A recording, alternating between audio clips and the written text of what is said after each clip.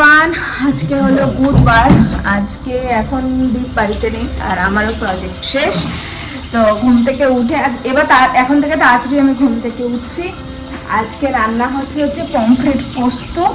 তো আমি রান্নাটা করছি, ভাবলাম তোমাদের সাথে শেয়ার করি। আসলে ওই জামাই ষষ্ঠীতে প্রচুর পমফ্রেট মাছ আনা হয়েছিল, সেটা রান্না করা হয়নি, তাই আজকে রান্না করা হচ্ছে।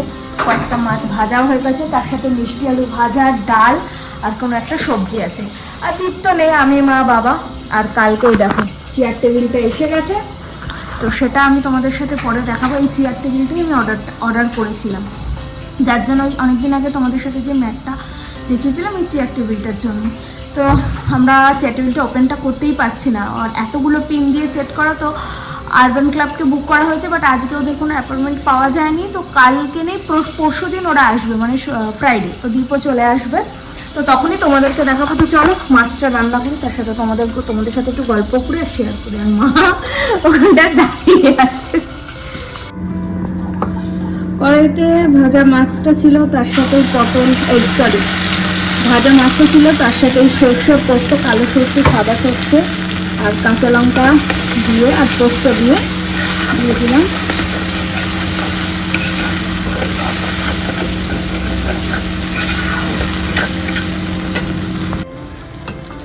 আচ্ছা, এই বাটি ধোয়া জলটাও দিয়ে দিলাম, বেশি দেবো না, অল্প করেই দিলাম। ভালো করে কষিয়ে নেবো। আর দেখো এই এতগুলো মাছ ভাজলাম, কিছু হলো না। এই মাছটা ভাজতে গিয়ে লাস্টের এই মাছটা ছিল, এটার ছাল উঠে গেছে। তো এবারে খেয়ে নেওয়া যাবে। আর বাকি এই যে মাছ, এবার একটু হলুদ,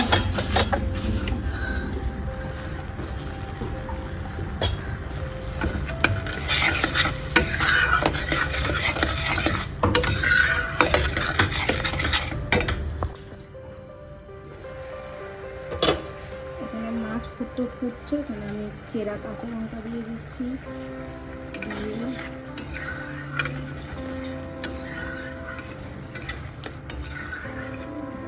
হ্যাঁ দেখো, আর এদিকে মা ধনে পাতা দিল, লাস্টে একটু ধনে পাতা। আচ্ছা, ঝোল এদিকে হয়ে গেছে, আর এখানে মাছগুলো দিয়ে দিচ্ছি। এই মাছটার অবস্থাটাই খারাপ, যাই হোক কি করা যাবে। আর এত হাওয়া দিচ্ছে, ওই জন্য গ্যাসে বেরোবো না। এই মাছটা দ্বীপের জন্য রাখবো, দেখিনি কোনটা ভাজা হবে। এটা ওর জন্য রাখবো, ঝাল করবো বলে। মাছগুলো দিয়ে দিয়েছি, এবার খানিকক্ষণ ঢেকে রাখবো। আচ্ছা, এই কালারটা হয়েছে কারণ আমি এটাতে বেশি হলুদ দিইনি, আর আমি এখানে কোনো লাল লঙ্কার গুঁড়োও দিইনি। একেবারে পাতি সর্ষে পোস্ত দিয়ে ঝোল বানাচ্ছি। এখানে আমাদের পমফ্রেট মাছ রেডি। পমফ্রেট এবার বানাবো হচ্ছে ঝাল, এই এক পিস মাছের ঝাল বানাবো, তাহলেই হয়ে যাবে। এবার রান্না করবো হচ্ছে দ্বীপের মাছের ঝাল। এখানে কড়াইতে সরষের তেল আর কালো জিরা দিয়ে দিয়েছি। এবার পেঁয়াজ,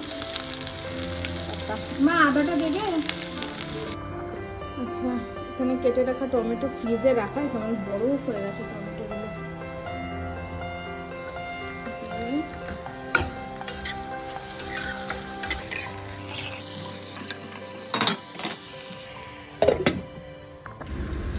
আচ্ছা, এখানে আদাটা দিয়ে দিয়েছি। এবার জিরে, ধনে গুঁড়ো, জিরে গুঁড়ো আর একটু ওই কাশ্মীরি রেড চিলি পাউডার, নাহলে দীপ আবার খেতে চাইবে না, একদম লাল লাল না হলে।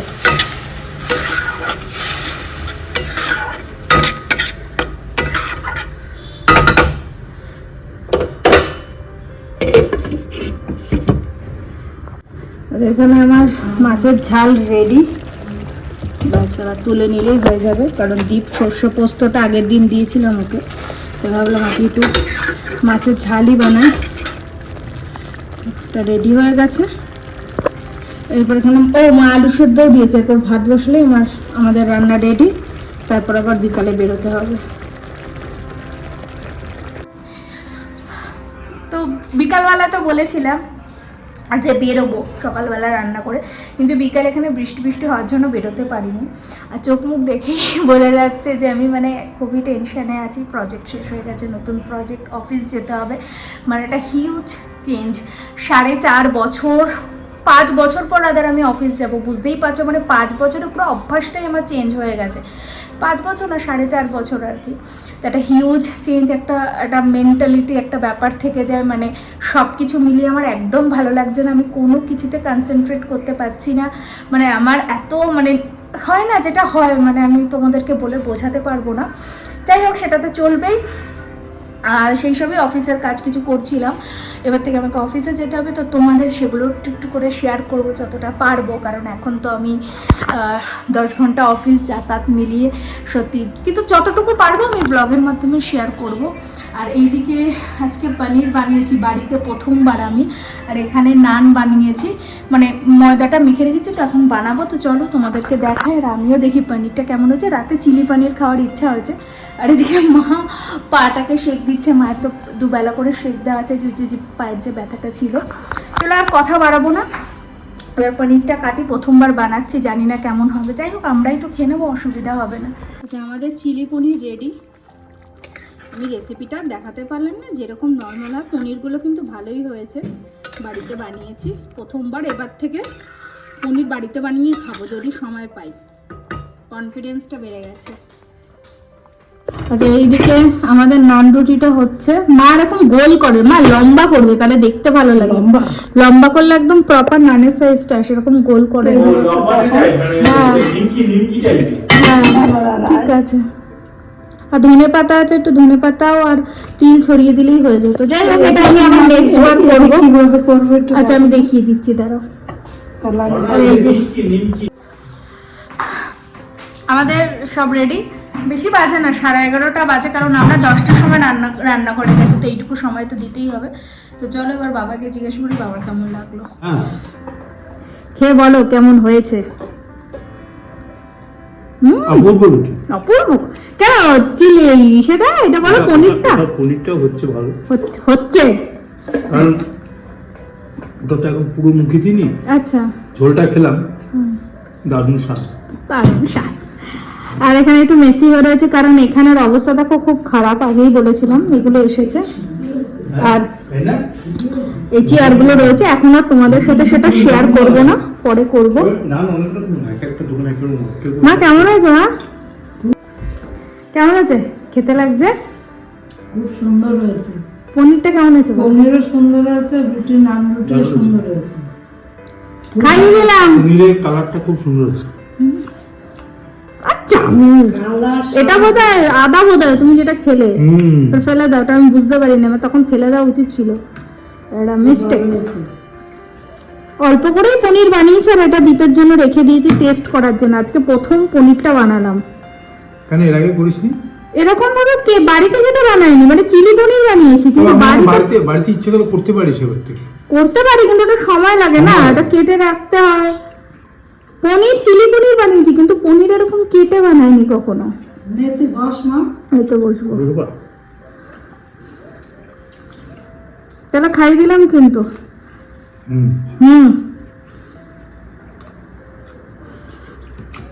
জলটা ঠিক আছে না? সসটার জন্য বুঝতে পারি। আমি ঠিক হয়ে গেছে। হ্যাঁ, না না, তখন সবে দিয়েছে, একেবারে ফুটন্ত না, একটু সেটেল হতে টাইম লাগে না। রুটিটাও ভীষণ নরম। আমি টক দই ওইভাবেই দিই, বললাম না, ওরকম একটা মেপে হবে। ওখানে দিয়েছে না, অনেকদিন পর খেলাম। অনেকদিন পর। হ্যালো, ভেবেছিলাম ব্লগটা কন্টিনিউ করবো না, কিন্তু না করে আর পারলাম না। আজকে হচ্ছে 20 তারিখ না, 20 তারিখ না, মানে 21 তারিখ পড়ে গেছে, রাত্রি 12টা বাজে, শুক্রবার, মানে হচ্ছে 21শে জুন। দীপ এসেছে হায়দ্রাবাদ থেকে। এখন কটা বাজে? রাত্রি 1টা বাজে। আমরা হঠাৎ করে এখন লং ড্রাইভে যাচ্ছি। এই যে মা শুতে যাবে, মাকে জোর করে নিয়েছে। আর এখানে লিটারেলি ঠান্ডা পড়ে গেছে, যার জন্য স্টোল গায়ে দিতে হচ্ছে, এদের তো লাগেনি। তখন 1টা বাজে, আমরা সবাই বেরোচ্ছি।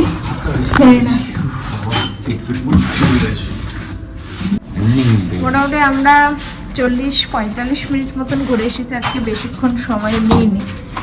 তো এখন সব চোখে ঘুমা কেমন লাগে বলো মা? তুমি আসার সময় স্বাভাবিক রাত্রে 1টা মানে 1:45 সময় তো লোকজন ঘুমায়, আমাদের মতন সব কিরে ও বেচারা ফ্লাইট টাইট করে এসেছে 2 দিন পরে। এমনি জানি তো না না আমি সমুদ্রে এখনো আমি ঘুমিয়ে ওরকম চোখ করে খুব একটা ঠিক করছে। এবারে এবারে কন্টিনিউসটা খুলে নিয়ে ঠিক হয়ে যাবে। তো এখন তো 2টো বাজে, প্রায় 2টো বাজে আর কি। তো চলো আজকের ব্লগটা এখানে এন্ড করছি, আর বড় করবো না। তোমরা সবাই খুব ভালো থেকো, সুস্থ থেকো, সাবধানে থেকো। Good night, tata.